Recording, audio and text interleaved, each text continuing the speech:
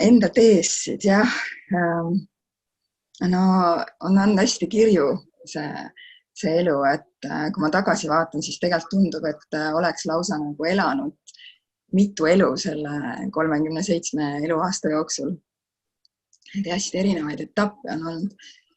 Ja nii palju, kui ma mäletan tegelikult enda nooruspõlve ja enda sellist 20. eluaastaid, siis ma olen olnud pigem selline, võib-olla selline tagasihoidlik ja vaikne ja kohe kindlasti mitte selline, kes julgeks minna kuskile avalikku kohta esinema, rääkima iseenda sisemaailmast või üldse endast rääkida, sest et kui päris aus olla, siis ega ma vist päris kaua ikkagi üldse aru ei saanud, miks ma siin olen või mis ma siin tegema pean. Ja kuna see surve oli juba tegelikult teismeeas saadik ikka väga tugev, et sust peab keegi saama ja et sa peaksid kindlasti edasi ülikooli minema ja õppima kas advokaadiks, arstiks või psühholoogiks. Need olid need variandid, mis mulle ema pakkus. Ja aga mul ei olnud endal nagu seda tunnet. Siis juhtus nii, et ma tahtsin kodust hästi kiiresti jalga lasta. Ja leidsin endale armsa kaaslase, kelle juurde ma siis kohe 18-aastaselt ka hopsti läksin. Ja aga üsna pea lapseootele jäin, nii et ma sünnitasin tegelikult 20-aastaselt poja. Ja tagantjärgi nagu vaadates ma saan aru, et see tegelikult ma valisin sellise nagu pereelus sukeldumise ja lapse saamise nii varakult sellepärast, et ma ei saanud muidu aru, mida ma siin tegema pean. Ma pean hakkama minema kooli ja siis ma tegelikult ei tea, mida ma õppida tahan ja siis kõige turvalisem ja kõige loomulikum viis oli emaks saada, sest see oli nagu midagi, mis oli mul rakkudes sees ja tundus, et sellega ma saan igal juhul hakkama. Aga läksid nagu mõned aastad mööda, kui ma lapsega kodus olin ja siis ma hakkasin tundma seda rahutust sees, et ma midagi nagu otsima. Ma ei olnud rahul iseendaga, oma eluga. Ja siis ma avastasin, hakkasin väljas käima, suhtlema väga paljude erinevate inimestega ja siis ma tundsin, et mulle tundub, et elul on mulle ikkagi midagi veel pakkuda. Ja siis läksid need teed oma esimese lapse isaga lahku, sest lihtsalt meil ei olnud väga palju ühist, et see kõik oli nagu siuke nooruspõlve armumise pealt tulnud. Ja siis hakkasin juba otsima nagu iseennast tegelikult. Ja ka mu järgmised kaaslased, kes mu ellu tulid, olid kõik sellised, kes kuidagi pakkusid mulle seda, et ma saaksin olla kodus ja ma saaksin olla nagu tegeleda laste saamisega ja ilus olemisega ja lihtsalt nagu nautida seda sellist naiseks olemist. Ja ma ei olnud nagu üldse rahul sellega, ma tundsin, et see ei täitnud mind, ma tundsin, et see oli nagu kõik tore ja mulle meeldis ja samal ajal ma tundsin mingit sellist rahulolematust enda sees ja vajadust hakata oma kaaslast siis kujundama. Mis oligi üks päris nagu, kui me proovime oma kaaslast ikkagi kujundama hakata, siis see ei lõppe väga hästi. Kellelegi eriti ei meeldi, kui neid hakatakse nagu modelleerima.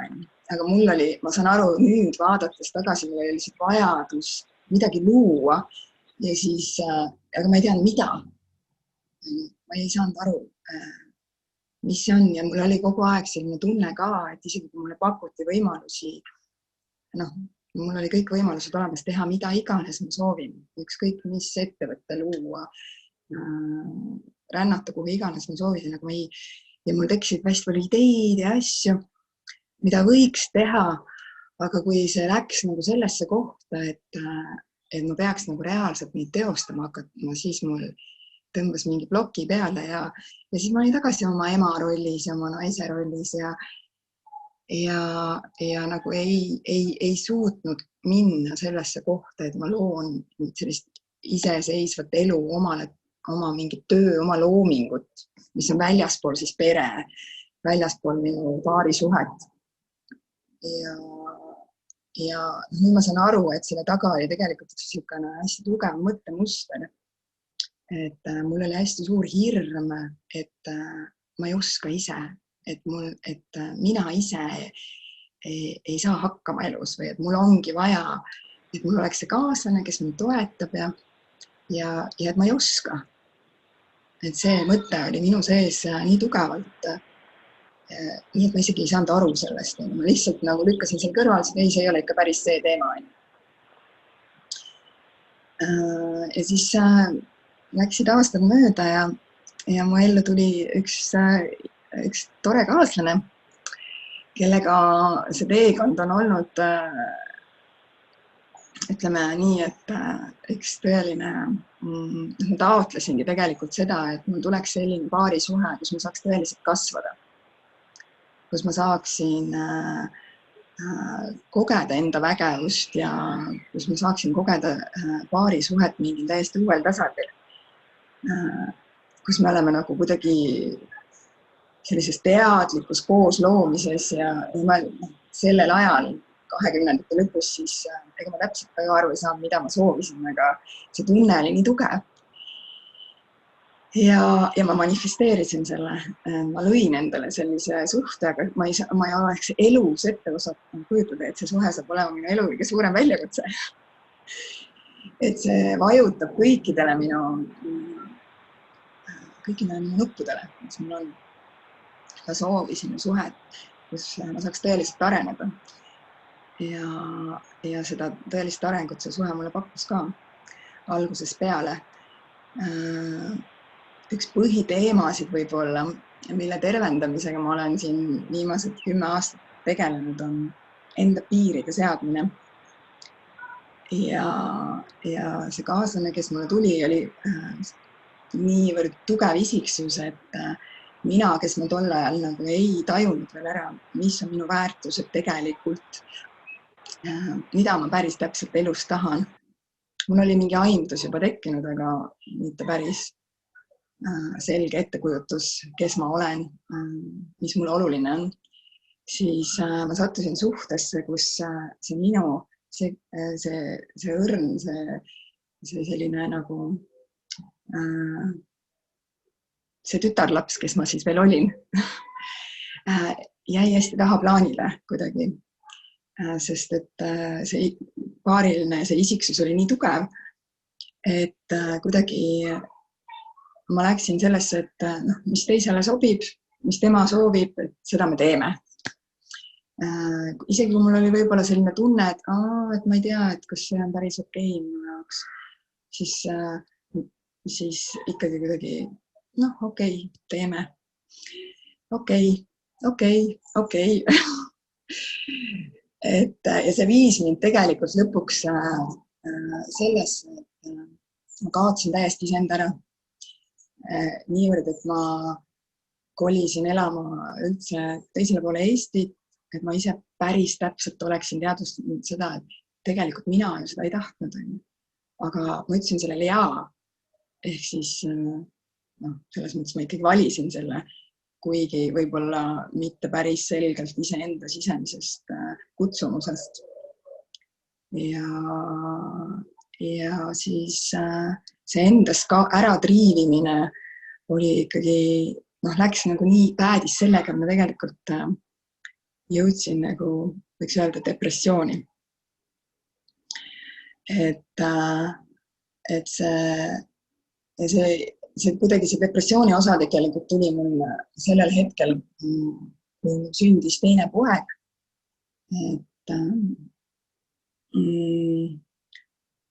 Et võiks arvata, et see oli võib-olla sünnitusjärgne depressioon, mis lihtsalt kujunes nagu niisuguseks paariaastaseks perioodiks. Et ma ju täpselt ei tea, et ma ei ole kunagi kuskil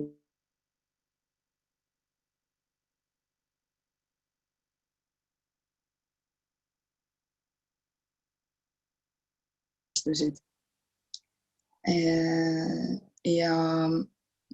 Ja noh, sellel hetkel ma arvan, et siis, kui see 2 aastat möödas oligi see aeg, kui rännaku meetod mu ellu tuli, kus ma hakkasin iseendaga siis hästi intensiivselt tööd tegema oma emotsionaalsete teemadega ja vaikselt siis avama kihi haavalt siis seda, kes ma siis tegelikult olen. Kirjelda mulle, Irene, veidikene seda depressiooni aega, et paljud noored emad tegelikult, kes lapsi saavad, alles tagantjärgi tuvastavad, et oi, et mul vist oli depressioon. Et millised need tunnusmärgid olid või kuidas need sinul avaldusid? Ja kirjelda natukene seda perioodi, et mida sa läbi elasid seal oma ette, sest et see on nii oluline osa, ma leian naistele tänapäeval ka, et meil võivad olla sõbrad, meil võivad olla kaaslased, siiski me võime kogeda seda, see on ju sõltumata sellest keskkonnast tegelikult, see on meie sisemaailmast. Kirjelda natuke seda, palun. Ja see tegelikult käivitus mingisugune protsess, millele ma ei osanud seletust anda 3. päeval peale lapse sündi. Mul tekkis lihtsalt mingisugune seletamatu hirm. Ma isegi ei saanud aru, mida ma täpselt kardan. Alguses ma kartsin, et mu lapsel on midagi viga, et ta ei vaata mulle otsa ja et tal on midagi viga, et äkki ta ei näe, äkki ta on pime, et mis tal nagu viga on. Ja siis ma julgenud üksinda kodus olla. Ma mäletan, ma helistasin oma kaaslasele ja ütlesin, et palun, et sa pead kohe koju tulema, et ma ei saa üksinda kodus olla, et ma ei saa täpselt aru, mis mul viga on.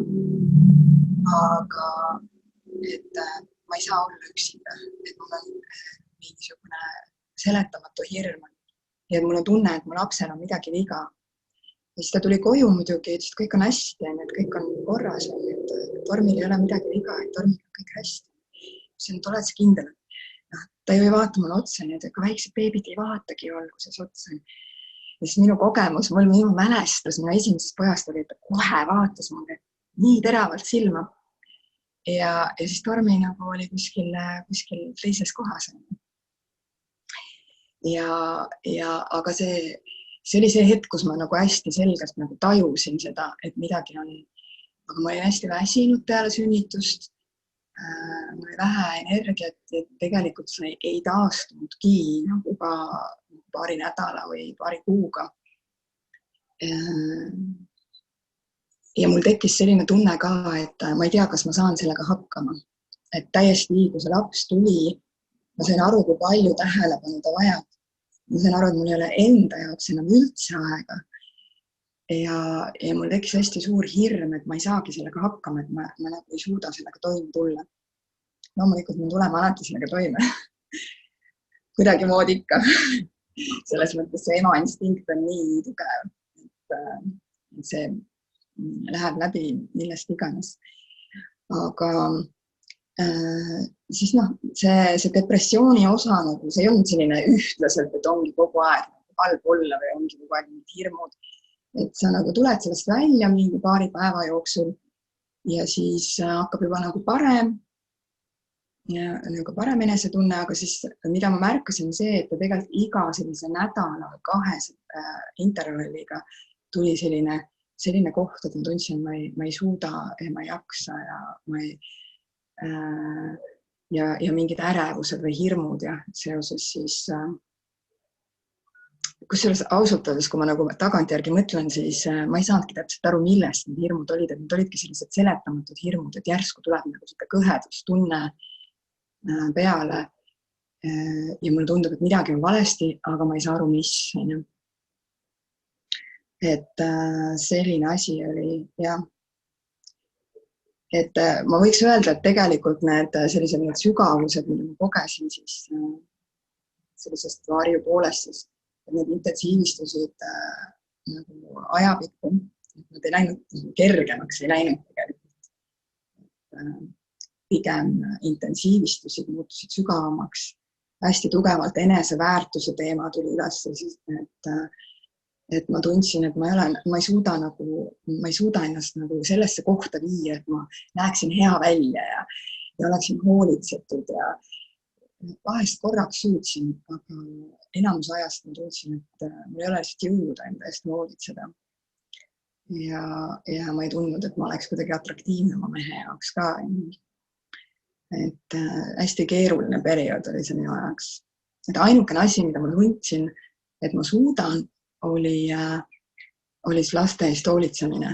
Ja tegelikult see oli periood, kui ma ei ole terve elu tegelikult kohvi kunagi joonud, siis kusagil mingil hetkel ma umbes aasta või 1,5 möödas, kui ma avastasin kohvi ja avastasin, et see oli minu nagu selline, mis aitas mul tegelikult mind käima lükata, et ma tundsin, et ma jaksan ja et mul isegi täitsa okei olla.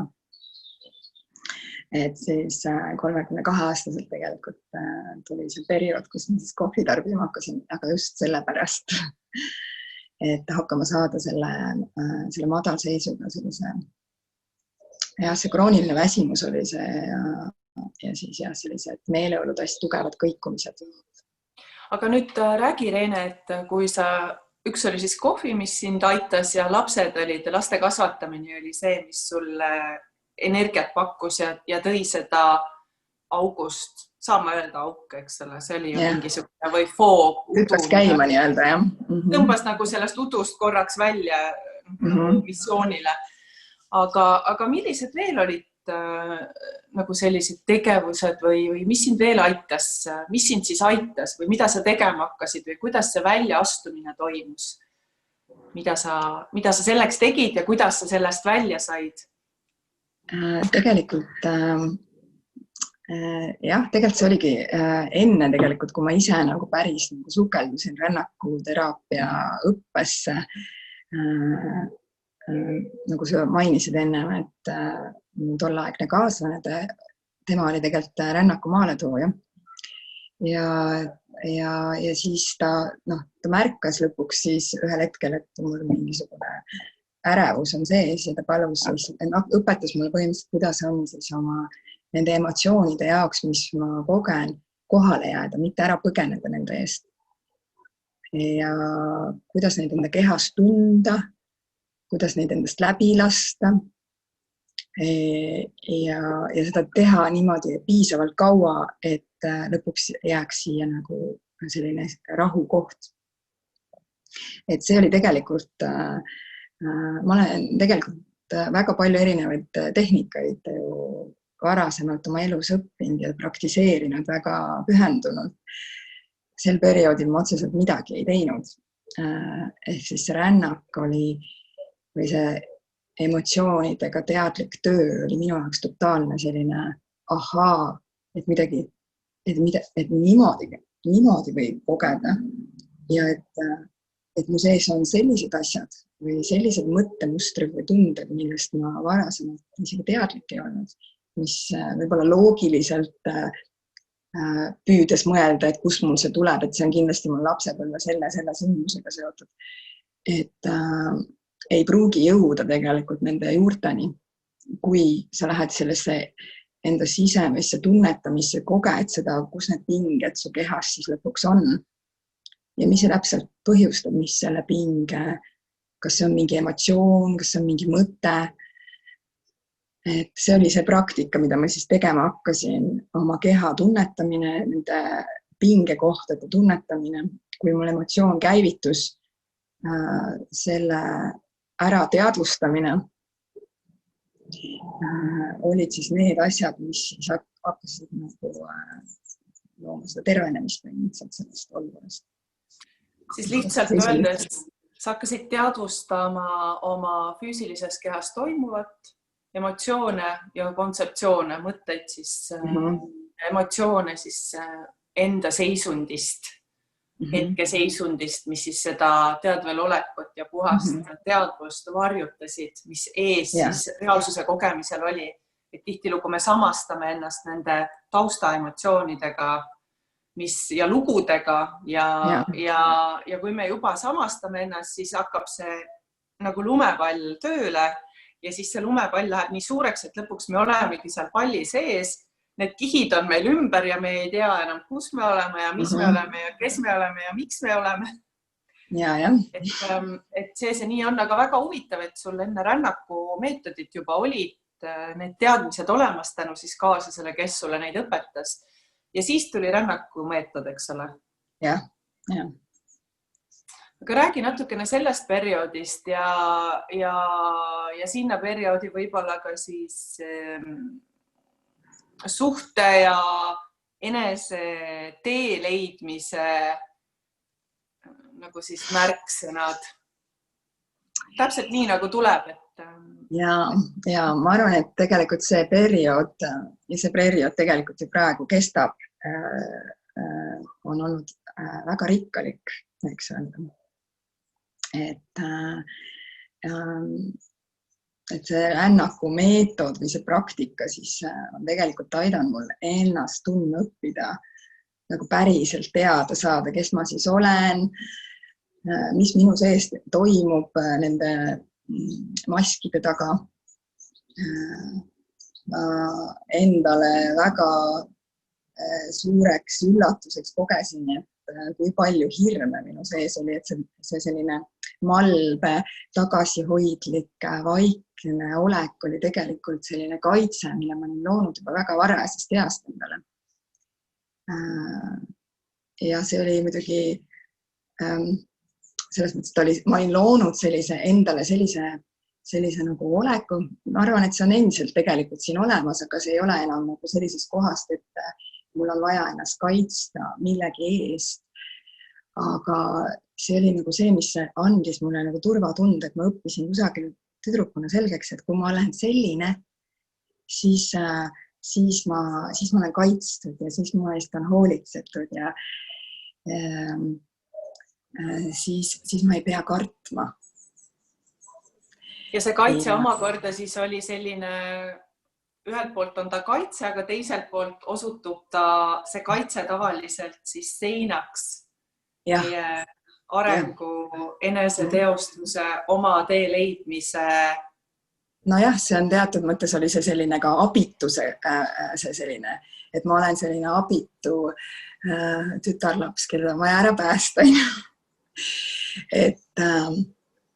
Et see kuvand minust hakkas mõranema tänu sellele tööle, mida ma endaga tegema hakkasin. Ja ma avastasin enda sees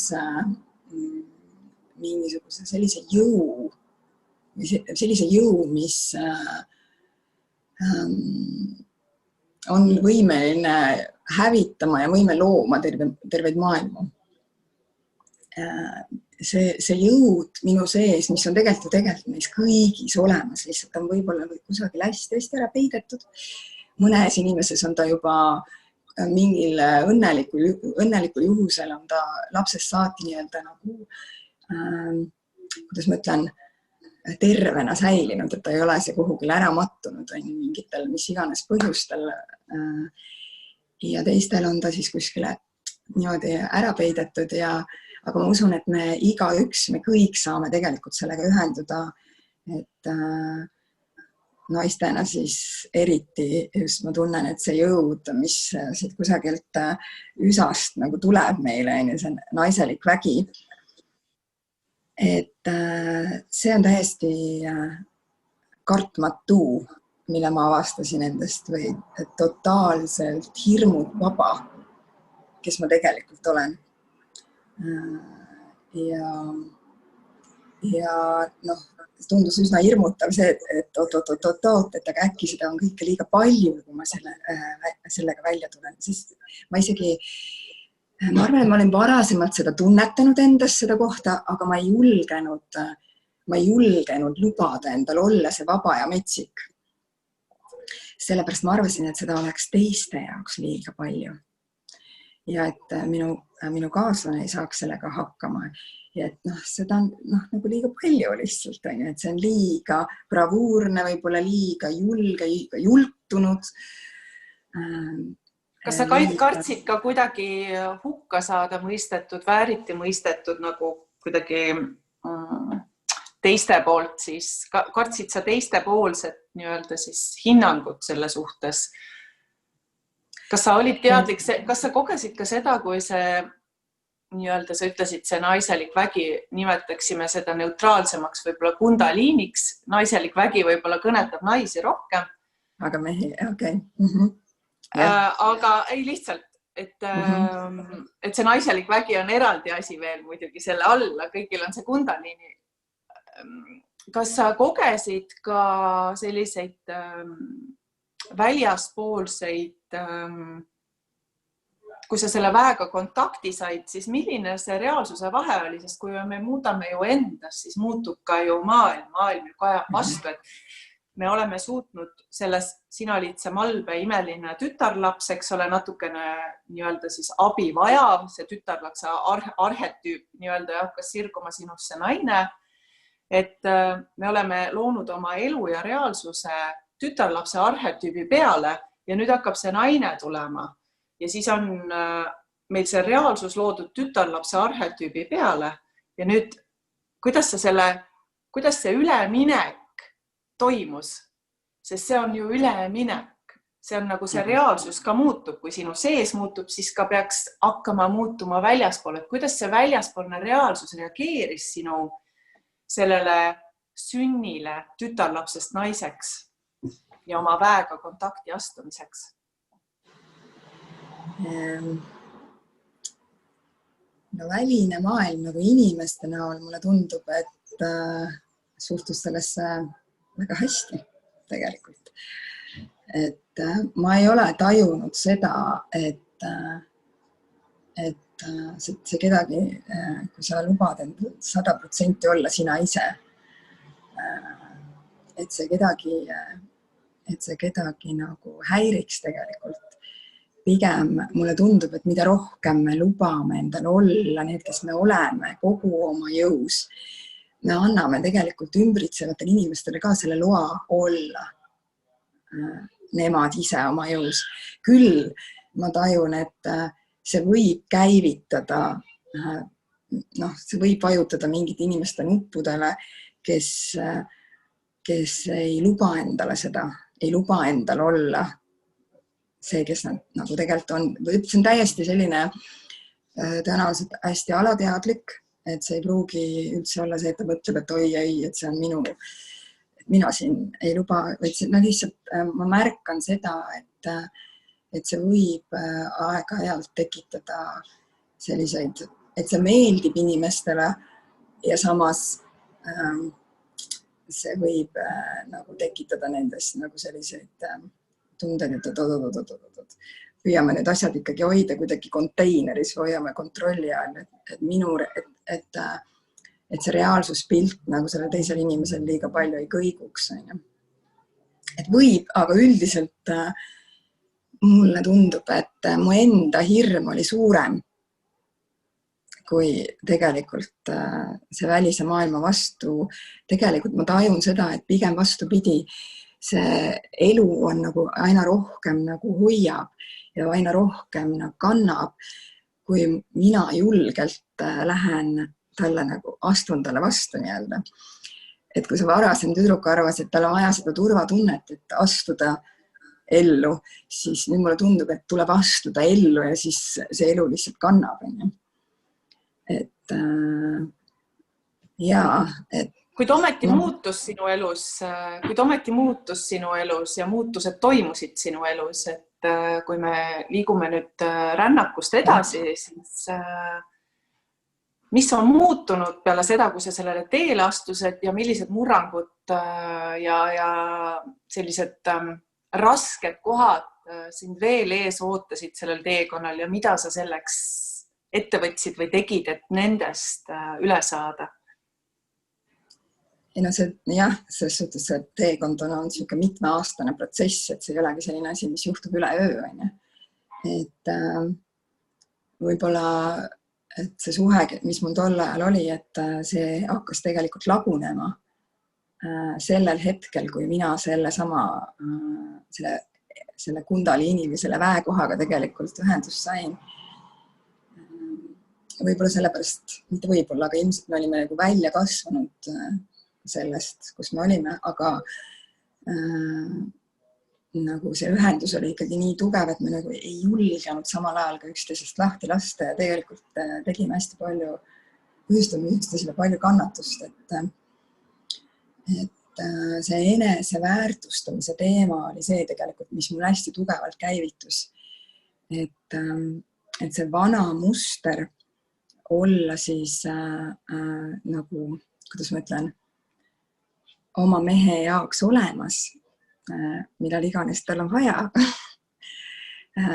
Sõltumata sellest, et ma tunnen, et võib-olla see suhe enam ei ole minu jaoks hea. Et ma lasen sellest tundest üle, siis päike paistab. Siis see andis mulle hästi tugevad valusad õppetunde eneseväärtustamise kohta. Et kuidas seada neid piire ja öelda, et nüüd on kõik. Me ei ole, et ma valin täiesti üksinda jääda. Ma valin käia seda teed esialgu siis iseendaga edasi. Et see ei olnud üldse lihtne. Et kuidagi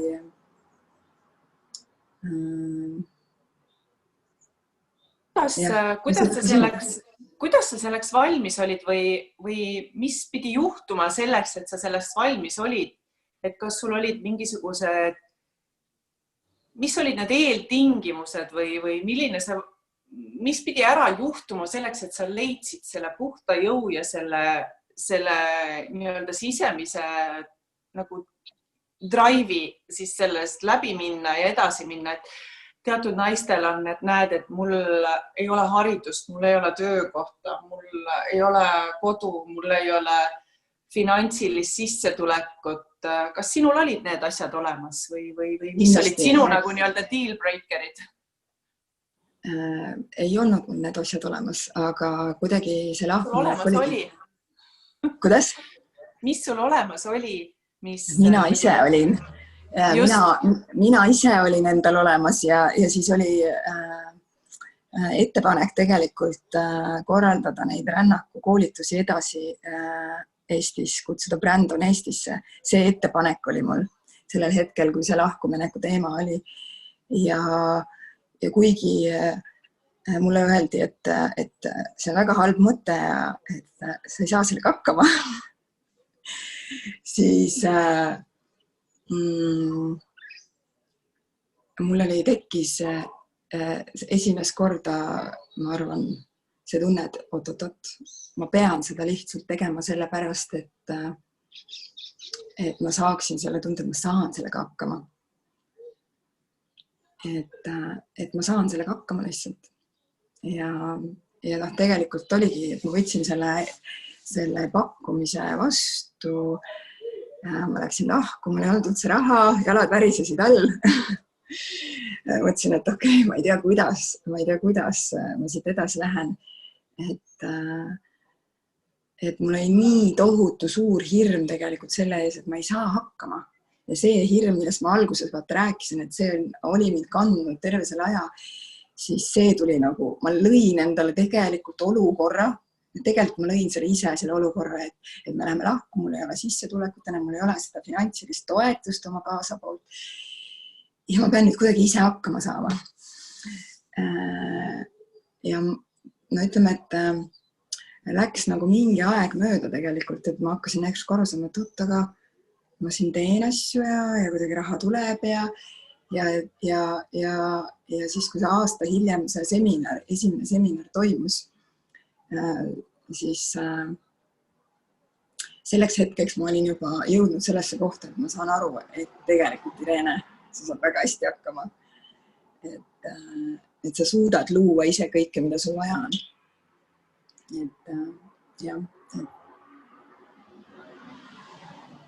Nii et kokkuvõtvalt oli sinu selliseks liikuma panevaks otsuse jõuks puhtalt sina ise. Jah, ja uudishimu ka, ma arvan, selles mõttes, et kui mulle see tööpakkumine või selle projekti juhtimise pakkumine tuli, siis ma lihtsalt tundsin, et see on väljakutse minu jaoks, sest ma polnud elus mitte midagi sellist teinud.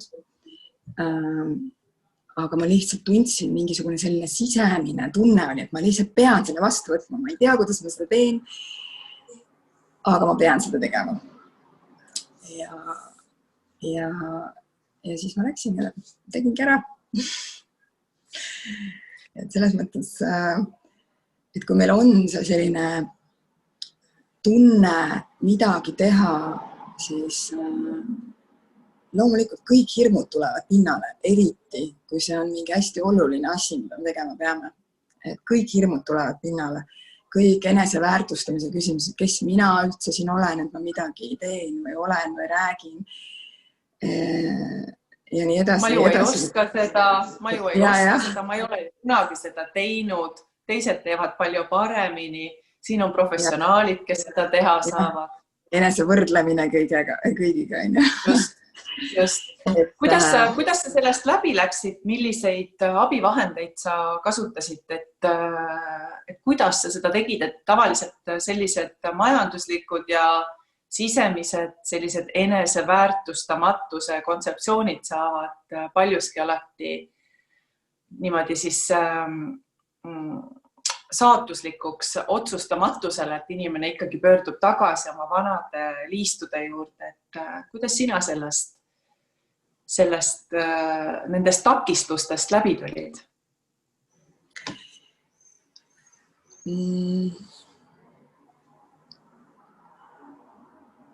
Ma arvan, et mitte ma ei arva väga, et ma olin tegelikult seda nii-öelda see majanduslikus kohas, kui me räägime, selle hirmuga hästi palju enda elus tegelenud.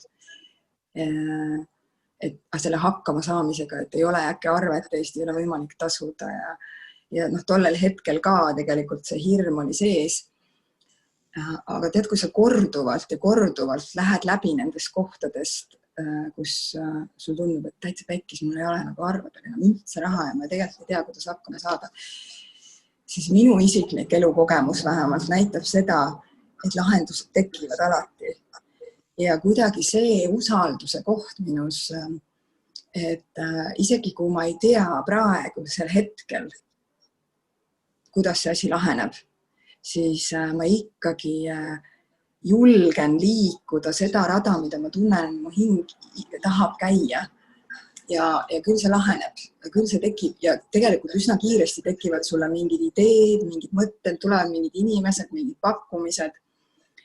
Ja see toimib kuidagi mingisugusel müstilisel, maagilisel moel, kui sa valid usaldada seda kutset.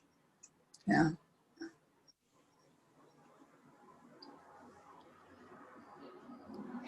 See on nii ilus, mida sa praegu ütlesid. Paljud inimesed oma elu nii-öelda lahkteedel või sellistel pöördelistel hetkedel vajavad selliseid suuniseid ja tokke, sest tundmatu on alati hirmu tekitav ja sellest läbi minemine on, ma arvan, üks raskemaid väljakutseid inimesel, aga seal terendab see uus kogemus ja kasv. Tänan, et sa seda jagasid. Kus sa täna omadega oled? Ja mis on need soovitused oma suguõdedele, kes kas on samas kohas, kus sina olid aastaid tagasi enne oma teele astumist? Mis on need soovitused ja märksõnad,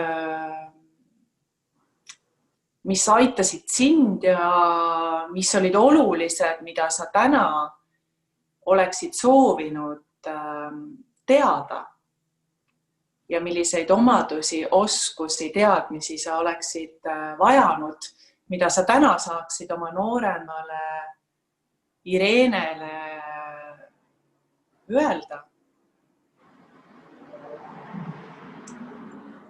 Ma arvan, et üks asi, mida ma hakkasin tegema tegelikult mitu aastat tagasi, oli see, et ma sain aru, et põhiprobleem kõik minu probleemides, mis mul suhetes oli, milles iganes, kõikides eluvaldkondades, oli see, et ma ei saanud aru, mis mu väärtused on, mis mulle oluline on siis, et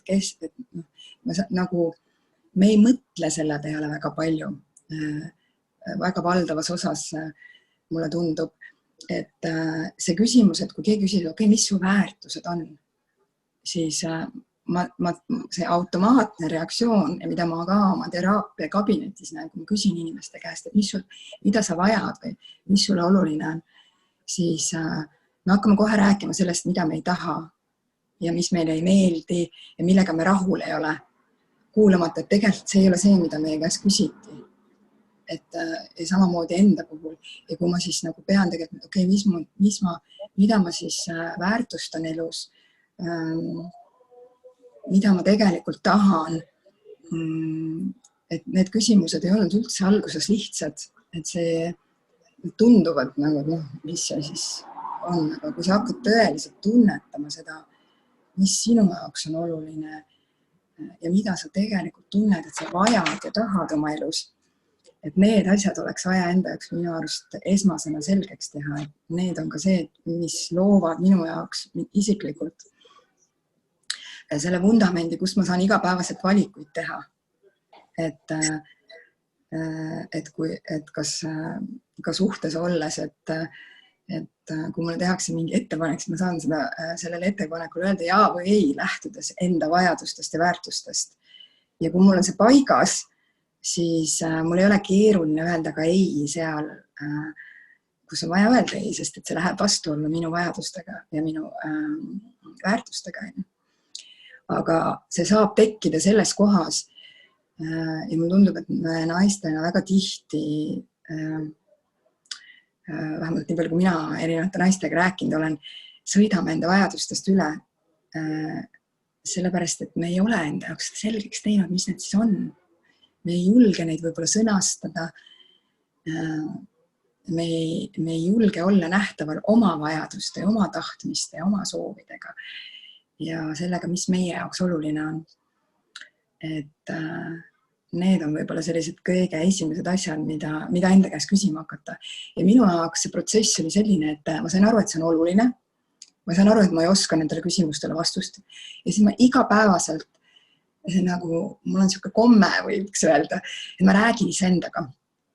Et kui ma olen segaduses või ma ei saa täpselt aru, mida ma tegema pean, siis üks asi on see, et me mõtleme oma peas. Me ketrame oma peas nii palju erinevaid mõtteid ja seda uusi mõtteid sõidab kogu aeg sisse. Aga ma olen märganud, et kui ma panen endale, võtan vaevaks panna sõnadesse selle, et mulle hästi meeldib see ingliskeelne lause, et all magic is spoken. Et kui sa paned sõnadesse selle ja hakkad endaga vestlema, et okei, Irene, et ma saan aru, et sa oled praegu segaduses, sa ei tea, mida teha. Mis su vajadused on? Ja siis mõtled, okei, mu vajadus on see, mu vajadus on selgusele. Ma soovin, et ma julgeksin teha seda asja, mida iganes. Et kui ma panen selle sõnadesse oma tundest lähtudes, siis energia läheb liikvele.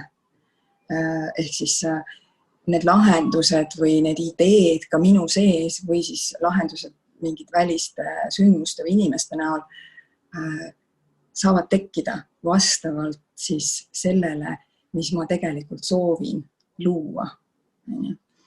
Et kui me seda ei tee ja kui me endale neid enda väärtusi selgeks endale ei tee ja seda, mida me tahame, siis see koht tekib, et siis me triivime teiste inimeste vajaduste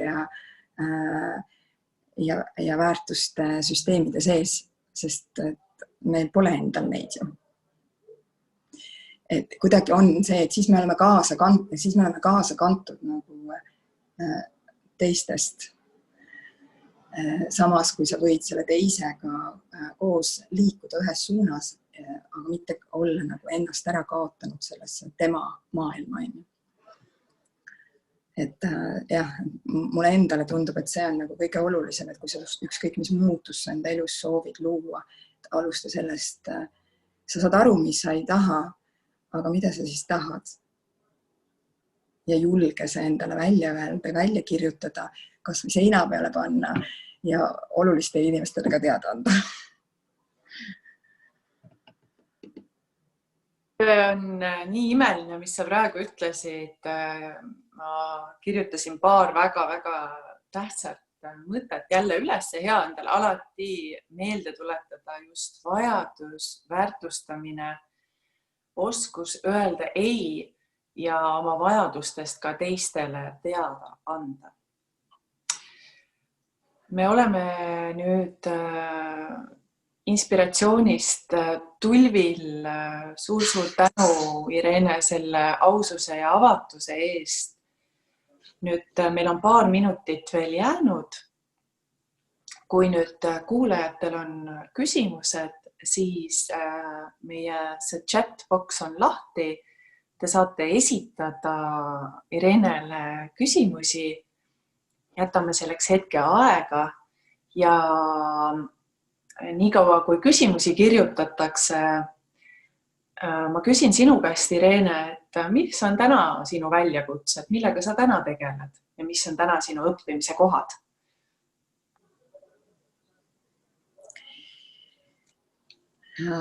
Täna minu üks põhiväljakutse on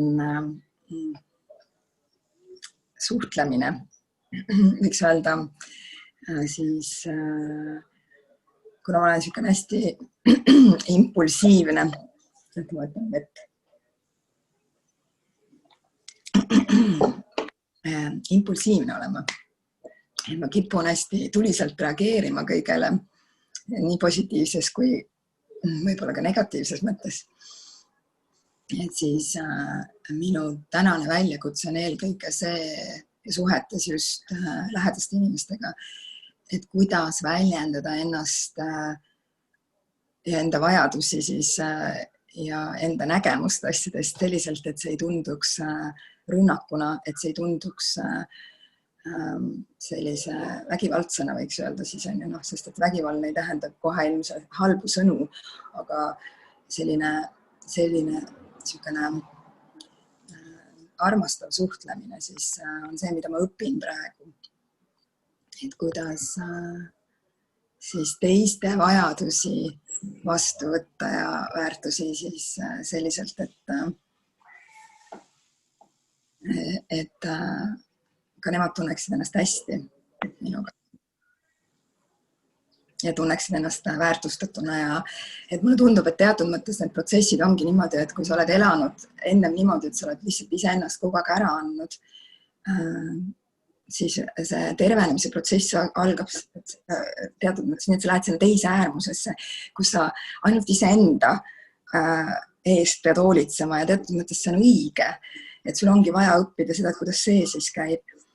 Aga siis ühel hetkel sa saad minna sellele tasandile, et okei, et aga kuidas ma nüüd suhtlen nende teistega, nende armsate inimestega selliselt, et ma ei kaota ennast ära, aga et nad tunnevad ennast ka tõstetuna ja armastatuna ja hoituna. Et kuidagi see suhtlemise kunst, et ilmselt on üks põhilisi väljakutseid minu elus praegu. Suur aitäh sulle, Irene. Mul oli väga-väga meeldiv sinuga seda aega veeta. Ma loodan, et ka teistel oli see aeg väga-väga sisutihe. See, et me alati kasvame, tuleme kuskilt läbi ja leiame ennast uutest väljakutsetest ja arengutest. Järgmisel korral on meil juba uus inimene. Irenega kindlasti me jätkame vestlusi ja soovin sulle, Irene, toredaid arenguid, et sa oleks hoitud ja armastatud, et sul läheks kõik hästi ja teistele ka toetust ja julgust ja saate seda veel YouTube'is kuulata üle neid tarkusi ja taipamisi. Et eelmise YouTube'i vestluse me tegime Kadri Sooberg-Aetikuga ja ma olen nüüd kuulanud seda 3-4 korda. ja ikka alati leiab sealt veel ja veel ja veel tarkuseteri, et just kui on aktuaalne teema sulle just praegu, siis on alati soovitatav mitu korda seda kuulata, mina vähemalt tegin seda. Aga Irene, räägi, et nüüd, kui meil on inimesed siin, kellel on analoogsed teemad käsil, et kas rännakuteraapias saaks inimestele abi või oled sa nõus või saaksid sa pakkuda abi? Jah, selles mõttes olen küll, et kui mulle meeldib teha tööd inimestega, kes on nagu selles kohas, kus nad tõesti tunnevad, et nad tahavad oma elus muutusi luua. Et kui on see nii-öelda valmisolek küpsenud sees, et selliste inimestega ma olen ikka valmis kohtuma ja suhtlema ja tööd tegema koos. Ja. Väga kena, olgu siis öeldud, et Irene on ka rännakuterapeut ja kellel on abi vaja, saab ta teile abiks olla just rännakuteraapia meetodiga ja oma kogemusega. Võib-olla Irene siis saad kirjutada Facebooki, siis saavad inimesed näiteks sulle kirjutada või kuidas nad sinuga ühendust saavad? Jah, võivad Facebook Messengeri või e-maili teel ka, telefoni teel. Selles, et mu telefon on minu arust Facebookis avalik ka. Ja. Mina omalt poolt soovin imelist suve teile kõigile. Aitäh, et te leidsite aega see tunnikene meiega veeta. Loodan, et te saite palju inspiratsiooni siit ja saate oma eluteel edasi minna. Kui abi on vaja, siis Irene ja mina teeme rännakuteraapiaid. Saate meiega ühendust võtta Facebooki kaudu Messengeri kirjutades, aga muidu imelist suve jätku teile ja kohtume juba järgmisel kuul uue esinejaga ja uutel teemadel naistevestlusõhtul. Aitäh sulle, ole hoitud. Namaste. Aitäh sulle. Aitäh, Irene. Aitäh, Terje.